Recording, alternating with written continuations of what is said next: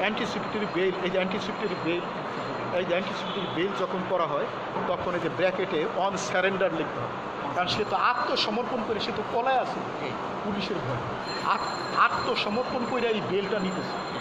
এটা অ্যাবসেন্সে নেওয়া যায় না, এটা কোর্টে আত্মসমর্পণ করে নিতে হবে। ক্লিয়ার? তারপরে versus the state opposite party, ঠিক আছে। এরপরে and in the matter of, এই যে এখানে লিখতে হবে কি, Kapasia police station case number 16 dated 16/2/2002 under section 302 of the penal code now pending in the court of learned magistrate first court. এখানে যেমন গাজীপুর দিছে, আপনিও গাজীপুর। এখন প্রশ্ন হলো, এখানে তো একটা ডেট দিছে, এই ডেটগুলি আপনি প্রশ্ন অনুযায়ী বুঝা দিবেন। এই ডেটগুলি সংখ্যা, তারিখগুলি, সনগুলি যদি ভুল হয় তাইলে কিন্তু হবে না। ক্লিয়ার হলো? তাইলে কিন্তু আপনার ওই যে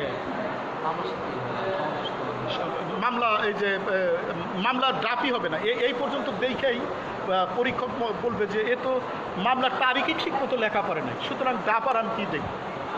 এখন এরপরে প্রধান বিচারপতির অ্যাড্রেসটা, এখন প্রধান বিচারপতির যে নামটা, যে বানানের নামটা লেখে ওই নামটা দিই, আর এই ফরম্যাট ফলো করব।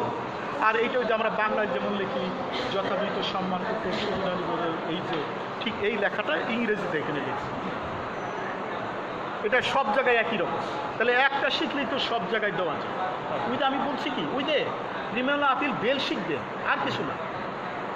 ওই দেখবেন 99% আপনার সব ড্রাফটে একই জিনিস, 1% আছে ভিন্ন, ওই জিনিসটা খালি আপনি চেঞ্জ করা শিখবেন, আর কিছু ওই জিনিসটা আপনি চেঞ্জ করা শিখবেন। এখন গেল, তারপর সিউইথ মানে কি, আগেরই তো বলছিলাম, সিউইথ মানে হলো মামলার পর্যায়ক্রমিক বর্ণনা। ওই যে প্রশ্নটা দেওয়া থাকবে ওখানে মামলার একটা পর্যায়ক্রমিক বর্ণনা আছে, ওই মামলার পর্যায়ক্রমিক বর্ণনা দিবে, ঠিক আছে। এই দেখেন এই যে মামলার পর্যায়ক্রমিক বর্ণনা, মামলার পর্যায়ক্রমিক বর্ণনা। ক্লিয়ার? মামলায় পর্যায়ক্রমিক বর্ণনা দিবে। হ্যাঁ, আর একটা বিষয়, বেলে আর একটা জিনিস করতে হয়, মামলার পর্যায়ক্রমিক বর্ণনা দেওয়ার পর কয়েকটা সাবমিশন লিখতে হয়। মানে ধরেন এখানে এই যে 6 পর্যন্ত মামলার বর্ণনা আপনি দিলেন, পুরা মামলার বর্ণনা দিলেন। এরপরে এই আসামির পক্ষে আপনি কি গ্রাউন্ডসে জামিন চান তার সাবমিশন লিখতে হবে। সাবমিশন আর কিছুই না, এই যে এখানে লিখতে হবে that it is submitted, that লিখে কয়েকটা গ্রাউন্ডস লিখে দেবে। বেল চাইতে গেলে আসামির পক্ষে কিছু গ্রাউন্ডস লাগবে না? ধরেন আপনি 3টা সাবমিশন লিখতে চান, তাহলে that it is submitted, that লিখে ওই যে 3টা গ্রাউন্ডস লিখে দেবে। এইটাই দিলেন একটা, এইটা দিলেন একটা, এইটা একটা দিলেন গ্রাউন্ডস। যেমন এখানে দেখেন একই ভাষা ব্যবহার করে নাই, একটু চেঞ্জ করছি, দেখেন একটু খেয়াল করেন, মন দিয়ে এখন এই জায়গাটা একটু খেয়াল করেন। That it is submitted, that এখানে এইটুকু লেখেন, দেখেন এখানে আবার এইটা লেখে নাই, that it is also submitted, that মানে হুবহু লেখলে তো নকল হয়ে গেল। মানে একটা শব্দ খালি that it is also submitted, এখানে অলসো ব্যবহার করছে। তারপরেরটা দেখেন আবার দ্যাট ইট ইজ সাবমিটেড না লিখে that it is further submitted. এখন আপনি মনে করলেন এই নতুন শব্দগুলি লেখা পারলেন, আপনি এইটা লিখলেও হবে that it is submitted, that it is submitted, that it is submitted, that লিখে 3টা গ্রাউন্ডস লিখে দেন। ক্লিয়ার হলো? এখন বইতে অনেক সাবমিশন দিচ্ছে, আপনার সময় নাই, আপনি কম দিলেন, তো লাস্টে আপনি এই গ্রাউন্ডসটা দিলেন, লাস্টে এই সবসময় মূল গ্রাউন্ডস লেখার আগে এই গ্রাউন্ডসটা দিবেন। এইটা একটা মুখস্থ করবেন, সব মামলার মধ্যে এইটা ব্যবহার করবেন। কথা বুঝছেন কি কইছি? সব জায়গায় ওই একই গ্রাউন্ডস, মূল গ্রাউন্ডস লেখার আগে একটা সিউইট দেওয়া, ওই সিউইটটা সব জায়গায় একই রকম, একটা মুখস্থ করি। এই জন্য আমি একটাই ভালো করে মুখস্থ করতে পারছি, এইটা সব জায়গায় একই রকম, মূল গ্রাউন্ডস লেখার আগের সিউইট।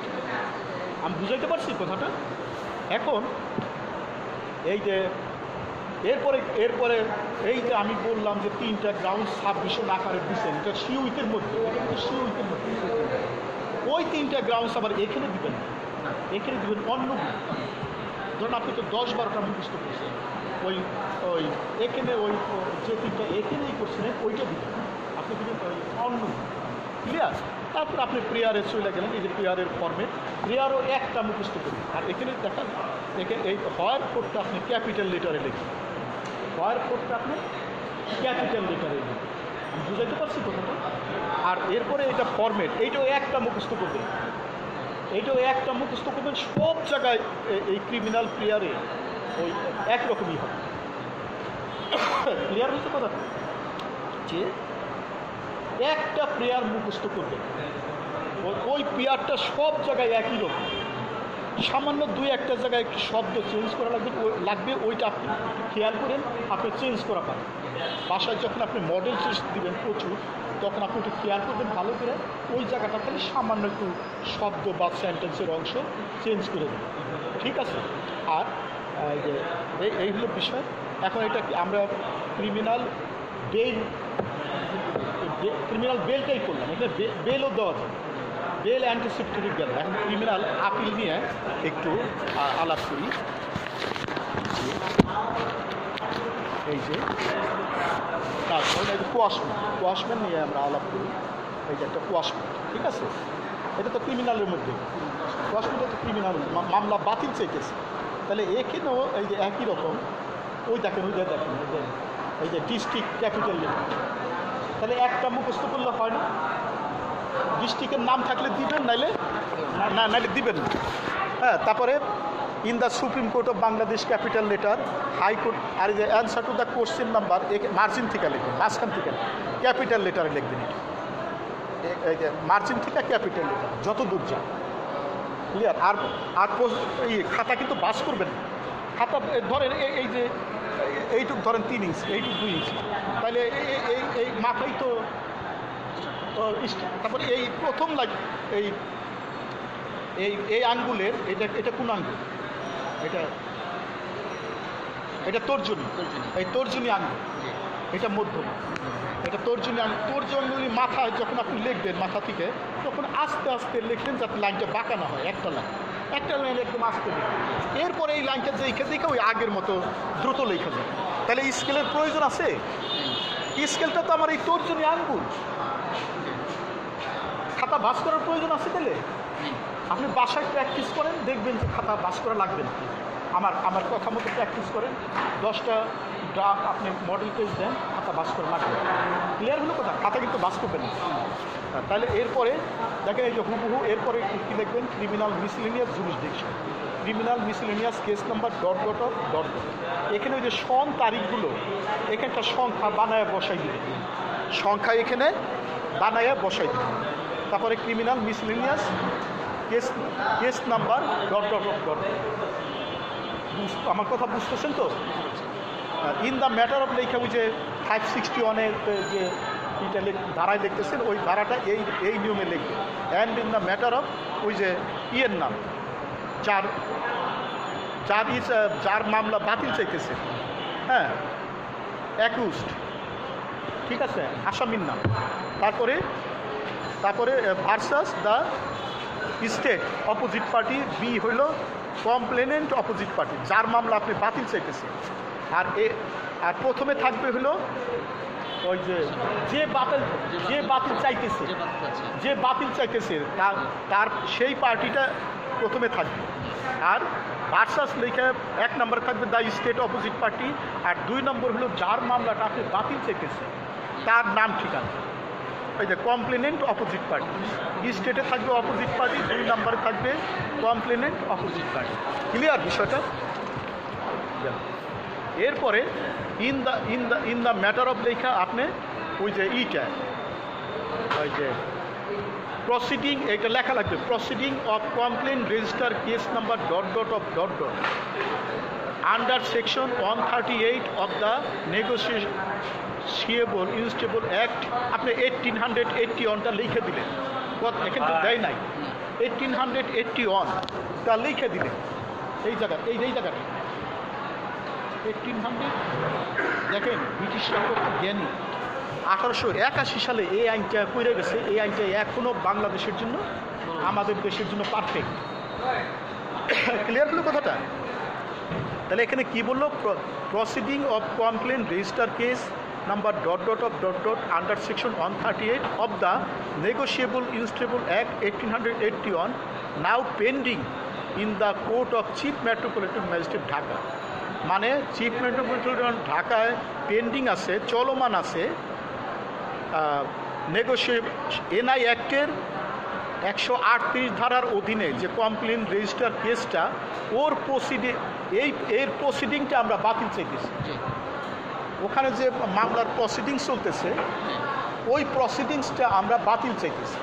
ওই কথাটা এই ফরম্যাটে লেখা লাগে। ক্লিয়ার?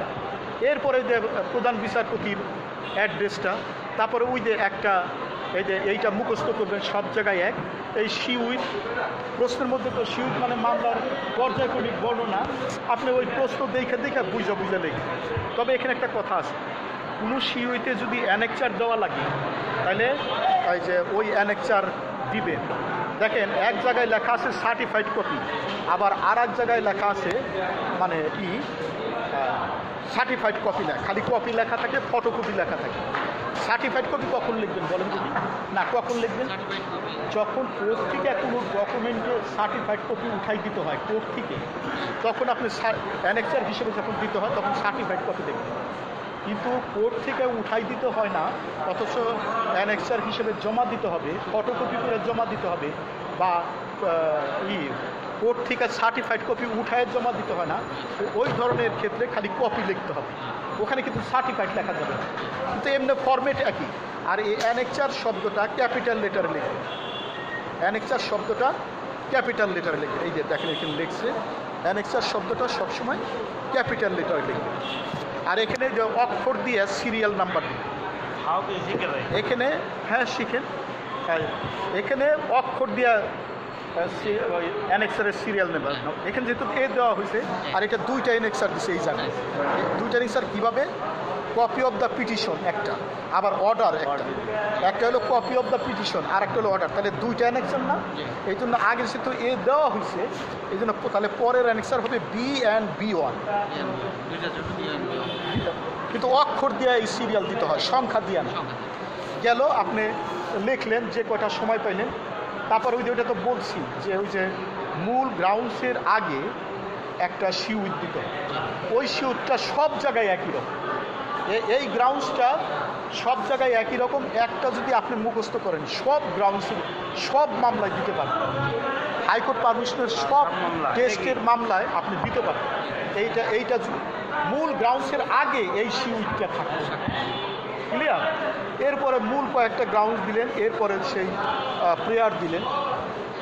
ওই প্রেয়ার একটা মুখস্থ করলেই হয়, সামান্য একটু চেঞ্জ করা লাগে ভিতরে, ওই অতটুকু শিখলে হয়। আর এই হয়ার কোডটা ক্যাপিটাল লেটার, হ্যাঁ ক্যাপিটাল লেটার না, লর্ডশিপের এলটা ক্যাপিটাল লেটার দিবেন, আর রুলের আরটা ক্যাপিটাল লেটার দিবেন। এই যে লর্ডশিপের এলটা, আমি এটা কারেকশন করছি, লর্ডশিপ এটা আমার হাতের লেখা। এই যে হয়ার কোড ক্যাপিটাল লেটার দিবেন, ঠিক আছে? এটা গেল। এই যে কোয়াশমেন্টটা গেল। ক্লিয়ার হলো কথাটা? কোয়াশমেন্টটা আমরা শিখলাম, বেল শিখলাম। হ্যাঁ, এখন আমরা নিয়মটা শিখি যে ফৌজদারি রিভিশনটা কি। ফৌজদারি রিভিশন দেখি তো, ফৌজদারি রিভিশনটা বের করলাম। এই যে ধরুন পরীক্ষা ফৌজদারি রিভিশন আসলে এই যে হলো ফৌজদারি রিভিশনের মামলা।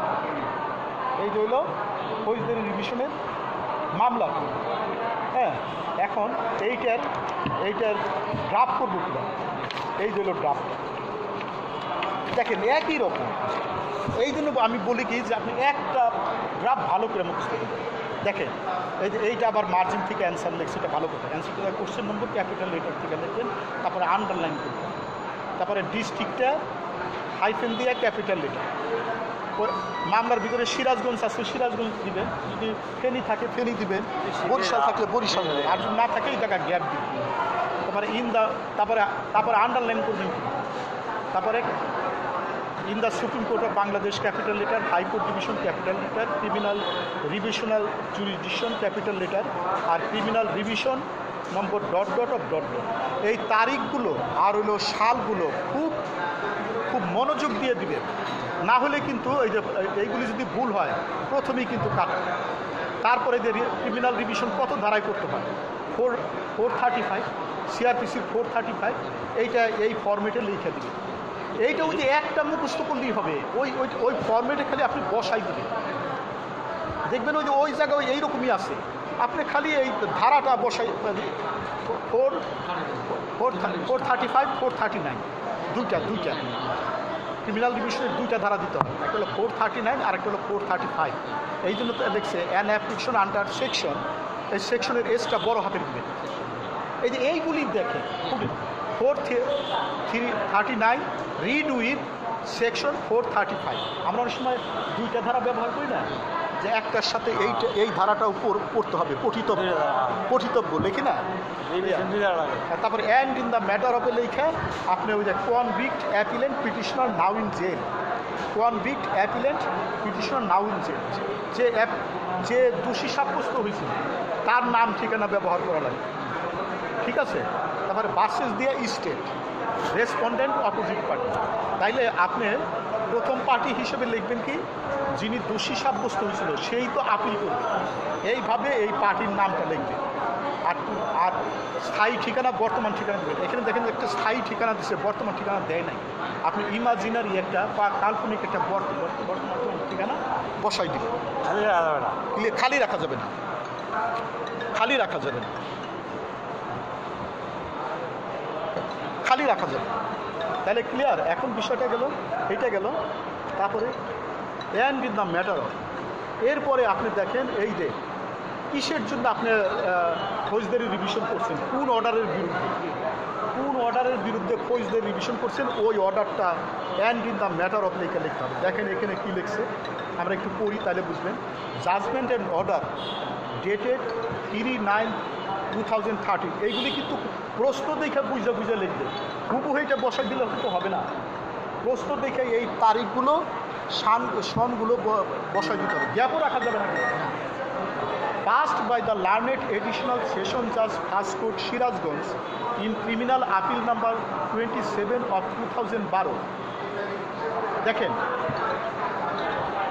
dismissing the appeal with modification of sentence and thereby affirmed the impugned judgment and order dated 5/5/2012। এটা বুঝতেছেন এই তারিখগুলো, মানে 2012 সালের মে মাসের 5 তারিখে একটা রায় ডিগ্রি হয়েছিল, ওই আপিলের বিরুদ্ধে, ওইটার জন্য আমি ক্রিমিনাল আপিল করেছিলাম। হ্যাঁ, এই বিষয়টা নিয়ে আমি ওইটার জন্য আমি ক্রিমিনাল রিভিশনটা করছি। তারপরে দেখেন আরও কী লিখছে, by the learned senior judicial magistrate Sirajganj in GR case number 404। এগুলি কিন্তু আপনি বুঝে লিখবেন। যদি আপনি এইগুলি খালি আলাদাভাবে বুঝতে চান, তাও একদিন আমার সাথে দরকার হলে আপনি ভালো করে বুঝবেন, যে আপনি আলাদাভাবে খালি আপনি এইটার ইটা বুঝতে চান, সেইটা আপনি বুঝতে পারবেন। এখন আমি পুরাটা বুঝাইতেছি, এগুলি আপনি প্রশ্ন দেখে বুঝে লিখবেন। এগুলি ভুল হলে কিন্তু আর নাম্বার দেবে না। Arising out of Raiganj police station case number 22 dated 17/7/2005, convicting and sentencing the petitioner under section 302 capital B murder case of the penal code to suffer rigorous imprisonment for 2 years and also to pay a fine of টাকা 3,000 in default to suffer RI মানে কি rigorous imprisonment, RI মানে হলো এই rigorous imprisonment for a further period of 3 months more। এখানে মোর কথাটা লেখে না,